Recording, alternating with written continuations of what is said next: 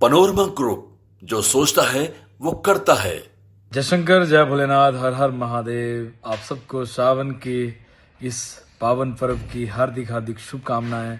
तो इस अवसर पर मैं आप सबसे मिलने के लिए आ रहा हूँ 2 अगस्त 2025 को पटना के ऐतिहासिक बापू सभागार में आप सभी से मिलने के लिए। एक शाम भोले के नाम अद्भुत आयोजन जिसने किया है उसका श्रेय जाता है बिहार प्रादेशिक मारवाड़ी सम्मेलन पटना नगर शाखा को।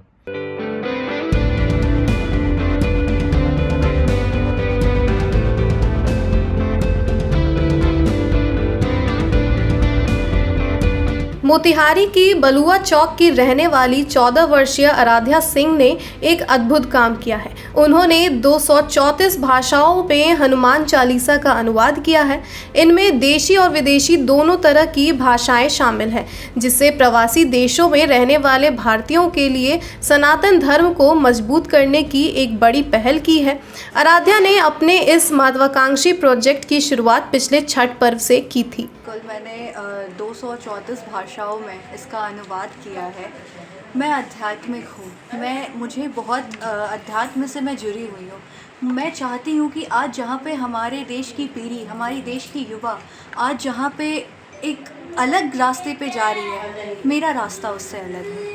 मुझे अपने परिवार की विरासत को आगे ले जाने का कार्य करना है। साथ ही मैं इस सोच के साथ इतने भाषाओं में अनुवाद की हूँ कि मैं ना सिर्फ राष्ट्रीय स्तर पे बल्कि अंतर्राष्ट्रीय स्तर पे भी हम लोग जात पात धर्म मज़हब से निकल के अपने संस्कृति को अंतर्राष्ट्रीय मंच पर भी पहुंचाएं। इस उद्देश्य के साथ मैंने इस कार्य को धरातल पे उतारने का कार्य किया। कितने समय लगे ये मुझे इसमें टोटल 6 महीने लगे हैं। किनका योगदान है इतना बड़ा अपने काम में?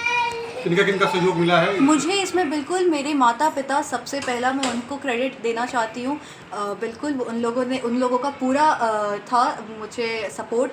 और लोक जनशक्ति पार्टी रामविलास के राष्ट्रीय अध्यक्ष और मेरे बड़े भाई चिराग भैया, बिल्कुल उनका भी उन्होंने मुझे बहुत मोटिवेट किया कि हाँ बेटा गो फॉर इट। तो एक चीज़ बताइए, इसके लिए आपने ट्रांसलेटर का सहयोग लिया कि खुद या उतनी भाषाओं को आपने सीखा, किस तरह इसे किया? मैंने इसमें ट्रांसलेटर का हेल्प लिया है और मैंने कैनवा का हेल्प लिया है डिज़ाइंस के लिए। और ट्रांसलेटर मैंने ये नहीं कि बस मैंने श्लोक को लेकर कॉपी पेस्ट कर दिया, ये मैंने कतई नहीं किया है। मैंने टोटल 234 भाषाओं में किया है, तो एक एक शब्द को टोटल 9000 कुछ शब्दों को मैंने ट्रांसलेट करके रीचेक करके 1 घंटे में मैं सिर्फ 2 भाषाएं कंप्लीट कर पाती थी। तो इस तरीके से मैंने इसको किया है। आगे क्या प्लान है? आगे क्या प्लान है करने का? और भी कुछ मेरा बिल्कुल अभी मेरा इसके साथ साथ मेरा एक और प्रोजेक्ट अभी चल रहा है, आदरणीय दलित। वो मैं अभी वर्क इन प्रोग्रेस है। वो मेरा यही उद्देश्य है कि दलितों का नेता या फिर दलितों की आवाज़ उठाने वाला सिर्फ एक दलित नहीं होता है, बल्कि एक वो इंसान होता है जो सभी को मुख्य धारा के साथ जोड़ने का कार्य करे।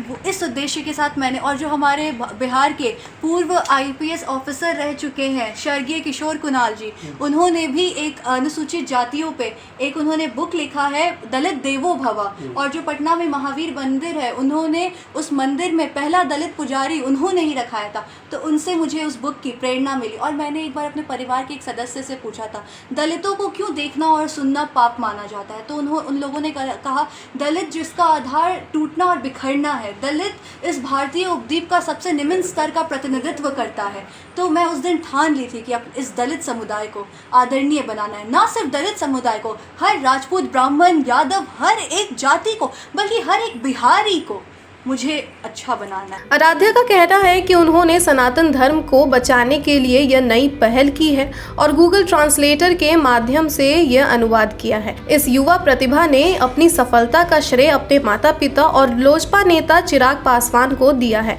आराध्या बताती हैं कि जब चिराग पासवान को इस प्रोजेक्ट के बारे में पता चला तो उन्होंने भी पूरा समर्थन दिया। वहीं आराध्या की माता रानी देवी ने बताया कि उन्होंने अपनी बेटी का साथ दिया और तकरीबन 6 महीने की कड़ी मेहनत के बाद यह अनुवाद पूरा हुआ। अच्छा लगता है जब किसी की औलाद इतनी अच्छे से इतनी मेहनत करके अपना आगे करे बढ़े, तो पेरेंट्स को अच्छा लगता है। इसका मन था कि हाँ हम कुछ अलग करें, तो हमने कहा, कभी इसे रोका नहीं। हमने कहा कि ठीक है, आपको जो अच्छा लगे वो कीजिए, आपको जो सहयोग होगा हम एक पिता के हैसियत से जो भी बन पाएगा हम करेंगे। वो हमने इन लोगों को दिया, अपने किसी भी बच्चे को जिसे जो लाइन में जाना था, जो पढ़ाई करना था, हमने कहा ठीक है बेटा आप लोग पढ़िए। सब अपने अपने जगह पर अच्छे से कर रहे हैं। ये भी है, ये अब इसको था कि नहीं हम हनुमान चालीसा इतने 234 भाषा में लिखेंगे। हम कहा ठीक है बेटा लिखिए, आपको करना है, जो हमसे बन पाएगा हम करेंगे। मैंने जहाँ तक हुआ उसे बताने का, मैं बच्चों हमसे सीख ले कि उसको समझाती थी कि बेटा पढ़ाई के साथ साथ, पढ़ाई तो हर बच्चे करते हैं, बट पढ़ाई के साथ कुछ एक्स्ट्रा भी कुछ करना चाहिए।